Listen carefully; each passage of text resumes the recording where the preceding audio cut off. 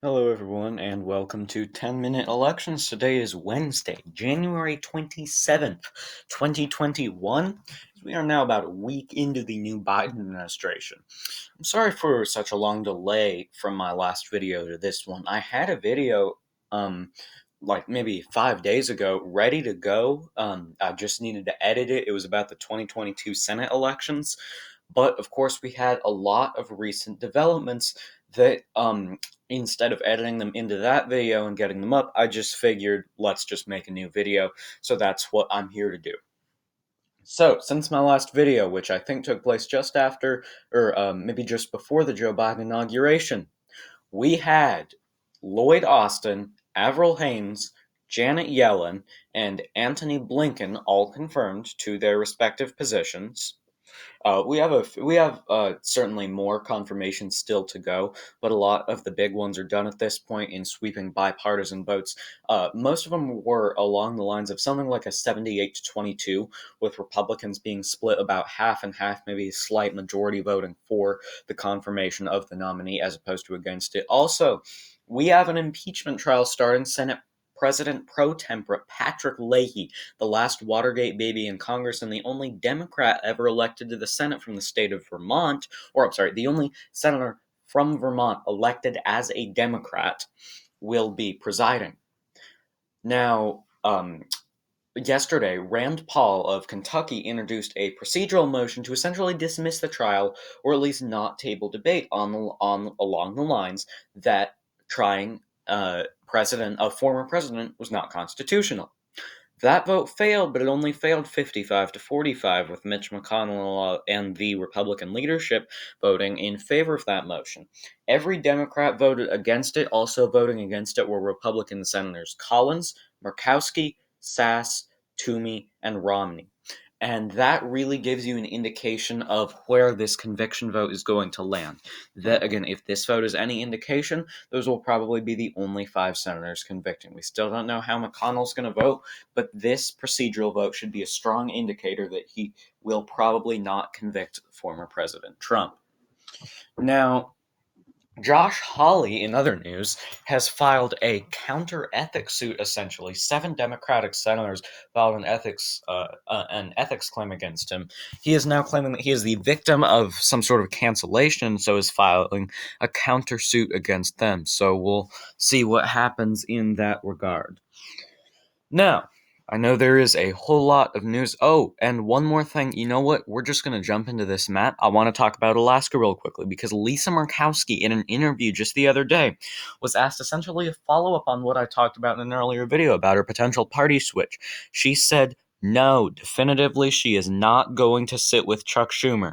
There's still the possibility that she becomes a non caucusing independent, potentially strikes some sort of deal with the Republican or Democratic caucus for committee assignments, but frankly, I find it much more likely at this point that if she switches parties, it's to an independent still affiliated with the Republican Party, because she did definitively say she is not going to be something that she is not, and she is not going to sit on Chuck Schumer's side of the aisle.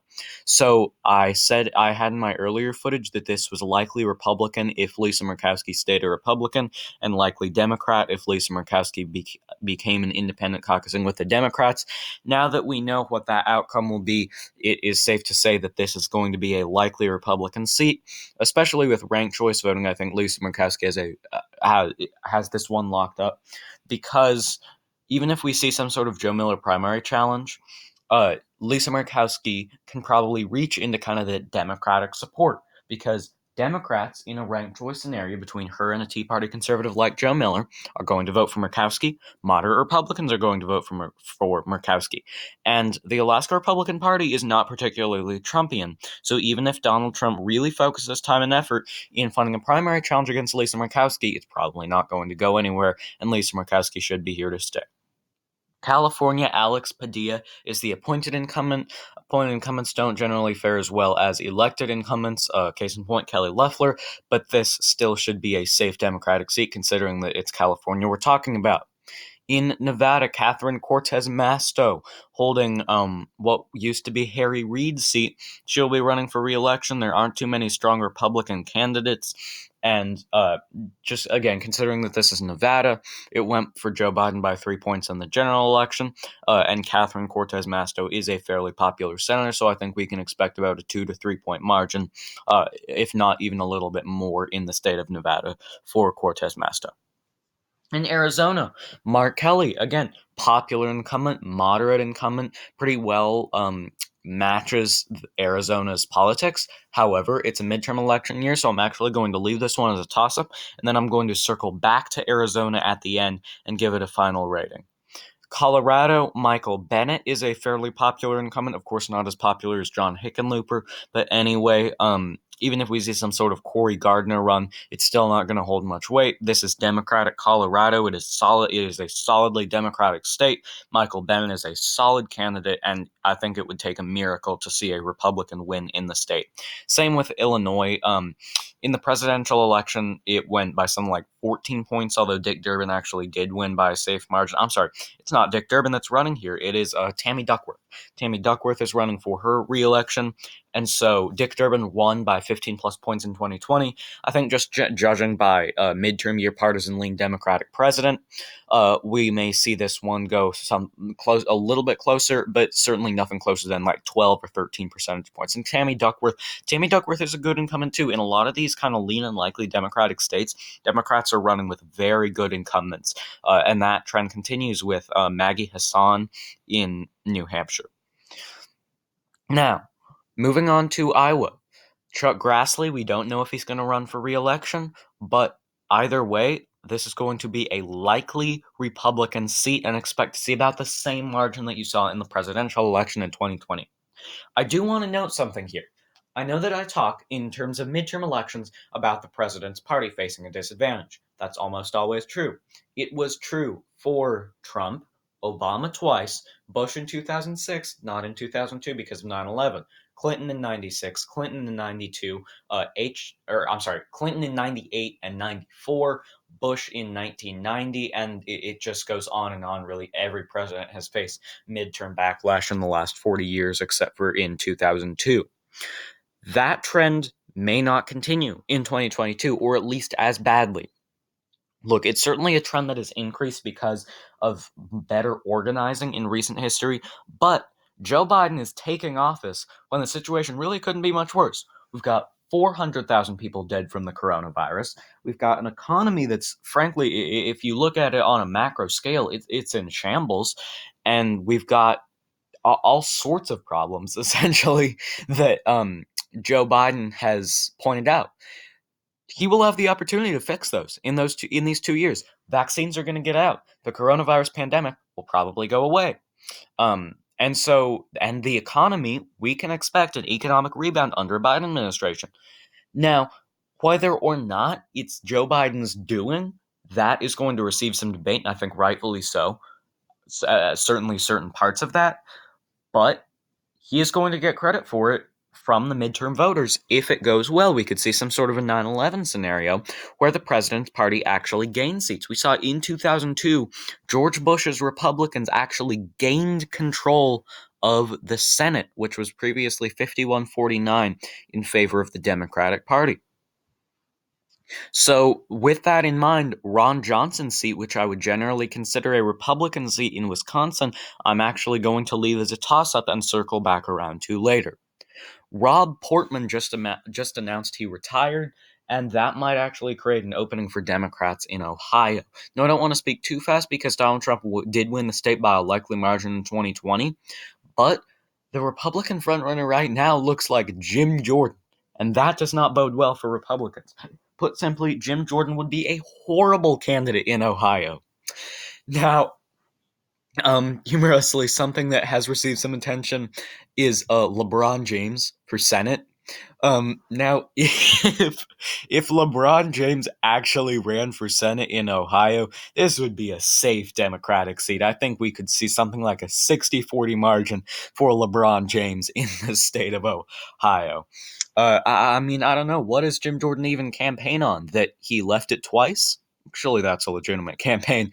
But anyway, assuming that LeBron James does not run for the Ohio Senate seat, which I think is a pretty safe assumption, and I'm going to look like a fool if he does.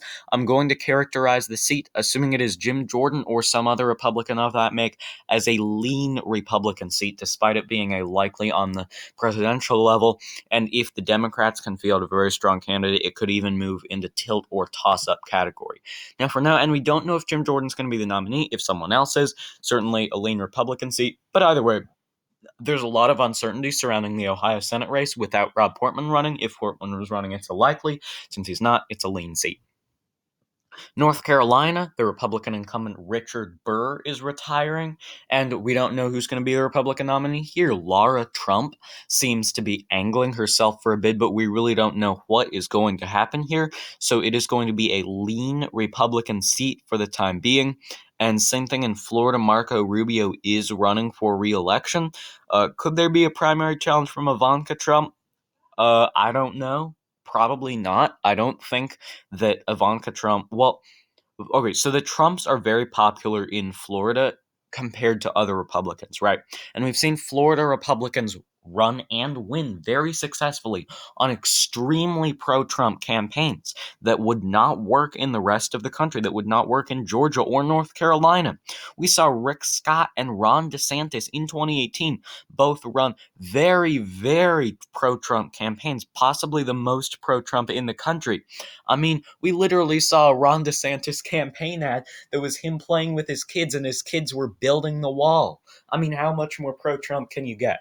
So overall, this is going to be a lean Republican seat because I do think those Cuban voters, there was a very effective Republican marketing campaign to sway them against Joe Biden in 2020. I don't think that's going to last. So ultimately, in presidential elections, in the 2024 election, my prediction is tilt Republican, but in the Senate election, it should be a lean, and Marco Rubio is a popular incumbent.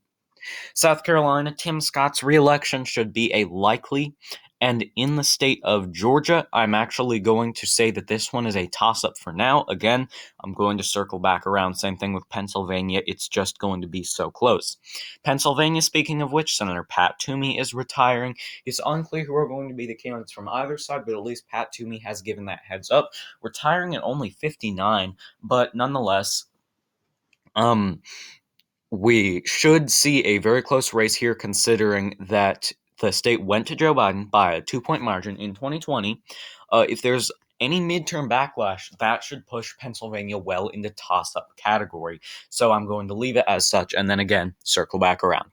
Vermont, Patrick Leahy, it is unclear whether or not he will run again, but let's say he does. I think that is what is going to happen. It is a safe seat, very obviously, if Pat Leahy if Phil Scott does not run, the popular Republican governor. If Phil Scott does run, this will start out as a lean Democrat, so I'm just going to split that difference and mark it as a likely. Phil Scott won with about 2/3 of the vote in the last gubernatorial election, but you have to consider that for in terms of historical precedent, we really look to Linda Lingle in Hawaii. She won the governorship and her re-election easily throughout the 2000s. She won by the largest margin of any Hawaii gubernatorial candidate ever. She was a Republican. She campaigned heavily for George W. Bush, who lost Hawaii by a surprisingly close margin. It was only about 10 points. Anyway, in the 2000, she ran for Senate in 2012 in Hawaii. She was a popular Republican governor in a Democratic state, and she ran against Mazi Hirono. That was a rematch from her first gubernatorial campaign, which she won. Mazi Hirono won, and she won big. So being a popular governor does not translate to becoming a senator. I mean, frankly, again, Linda Lingle was a popular governor. She didn't even come close to beating Mazi Hirono for Senate, which she did for governor. So it's definitely two different races. Same thing in New Hampshire. Maggie Hassan's a strong incumbent. This is going to be a lean if Chris Sununu doesn't run, 4 or 5 points, and a lean actually if he does run, 1 or 2 points. So either way, this is going to be a lean Democratic seat. Okay, so I have 48 Republican seats, 48 Democrat seats, and 4 seats that I said I would come back to, so I'm going to classify those now. Arizona, Mark Kelly's a popular incumbent. They really don't have a strong Republican candidate. If Kelly Ward runs, this is probably going to be a likely seat, frankly. But either way, I'm going to mark Arizona as a tilt Democratic. In Pennsylvania, Pat Toomey's retirement, although frankly I think this would be the case anyway, I don't see a super strong candidate for Republicans. I can't think of anyone off the top of my head. I'm going to mark Pennsylvania, just considering how it went in the 2020 election, as a tilt Democratic seat. It's now 50 seats for the Democratic Party, 48 seats for the Republicans. Now, it's unclear if Ron Johnson is going to run again. Ron Johnson is not a popular incumbent. His approval rating is generally around 30% in his state. But either way, just considering that the president's party generally fares disproportionately badly in Wisconsin, especially when the president is a Democrat, I'm going to go ahead and say that pushes Republicans over the edge, and I'm going to classify this as a tilt Republican, whether or not Johnson runs. And then in the state of Georgia, Raphael Warnock has to go back up in 2022 for the full term going to 2029. Of course, in 2020, it was just a special election to replace Johnny Isakson, who stepped down at the end of 2019, was elected in 2016. This seat is going to be a tilt Republican, just generically. But if Doug Collins is the Republican nominee, which I think there's a pretty strong shot of, this is actually going to be a tilt Democratic seat, if not actually a lean Democratic seat. So I'm going to classify Georgia as a true toss-up right now because it genuinely depends if Doug Collins runs or not. If Doug Collins does not run, this is going to be actually, I would even classify it as a lean Republican seat.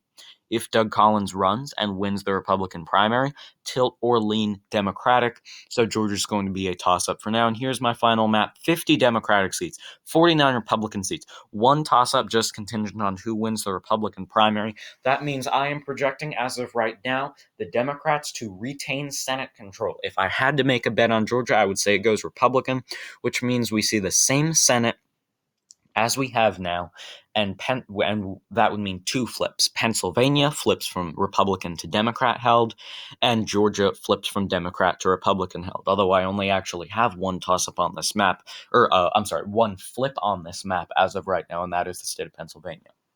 All right. Thank y'all so much for watching this way too early, I think, number 2, 2022 Senate projection. There's certainly going to be a whole barrage of news coming out in the next week. I mean, it just keeps on coming, so I will be pumping out videos to cover that. My schedule has gotten quite busy, but I'll still find the time.